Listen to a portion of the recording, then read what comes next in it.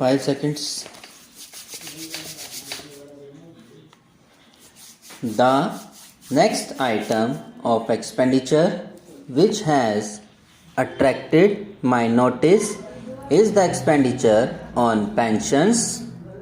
As much as 100 crores of rupees have been allotted for payment of pensions and other relief. May I once more point out to the Finance Ministry the hardship which people who have commuted their pension are suffering from. Some of the people who have commuted their pensions have had the misfortune to live up to 70 to 80 years and have paid their commuted portion twice, and still this government exacts these payments from these commuted pensioners.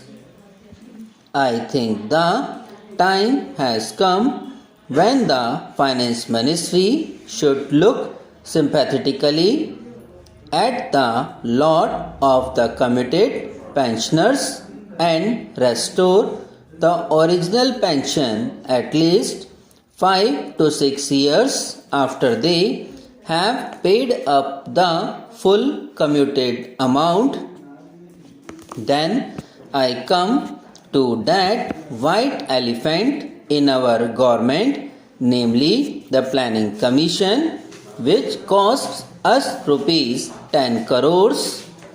On a former occasion, when made the remark that our Planning Commission is the costliest in the world, the Minister of State for Finance said that the French Planning Commission was at large, if not larger, and it was as costly as our Planning Commission. I challenged him to produce the figures. He said he had not the figures. I made some personal enquiries of the French embassy in Delhi, and they tell me that there is no special staff for the French Planning Commission, that the staff that true to implement the suggestions of the French Planning Commission are distributed over several ordinary ministries so that no special cost is incurred on the staff of the Planning Commission. Why should we not have a Planning Commission composed of representative experts, honorary experts like the Planning Commission of other countries, experts from industry, from labor, from the professions, from the private sector, as well as the public sector, who give competent and useful advice on planning to the government. As at present constituted, the Planning Commission is composed of people who are pledged to one social philosophy, namely the socialist philosophy, because the Planning Commission and the government plan not for prosperity but for socialist. If the Planning Commission is to plan for prosperity, if the government are to work for economic prosperity, the Planning Commission should be composed representative experts from interest which are engaged in the promotion of economic growth. Very often we find in the reports of ministries the phrase that the Planning Commission has allotted so much money to this department or to that ministry.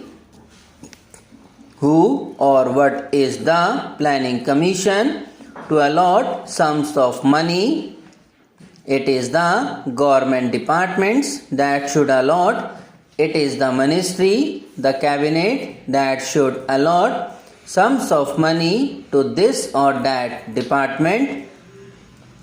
That shows that the planning commission has become another department of government. If it has become another department of government, then why should it not be brought into the journal system of government in the administration, made a regular department of government so that it may be made responsible to this house? Now it is a body with power but without responsibility. It is time, therefore, that the government made up its mind to make an honest woman out of the planning commission. Then another ministry which attracts criticism is the Ministry of Housing, which is also charged with the solution of the housing problem in this country. In order to solve the immense housing problem of this country indicated by the calculations of the Planning Commission itself, in order to place the housing position of India on a satisfactory footing, as many as 50 million rural houses have to be reconstructed. How can rupees 46 crores go towards the reconstruction of even a small proportion of this large number? I made a suggestion to the consultative committee of the Ministry of Housing that the government should consider the question of drafting and introducing into Parliament a housing law imposing housing obligations upon all employers, governmental or private, from the center down to the villages. I was told of certain practical difficulties which stood in the way. One difficulty pointed out by the ministry was that investment on industrial development would be considerably reduced if so much money was spent on housing. But has the government considered that housing itself is an investment, an economic investment? Satisfactory housing would promote the health and strength of the workers, and the competitive capacity of the workers would be increased if decent housing conditions were provided. Another objection raised to the drafting and introduction of a housing law by the ministry was that it should increase the cost of production, and therefore in a competitive market, in a competitive world market, we would not be able to sell our steel goods.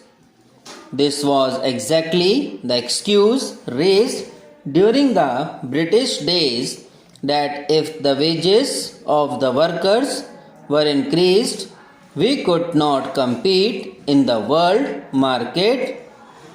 Therefore, the wages of the workers had to suffer all along. Subscribe now and press the bell icon. Never miss an update.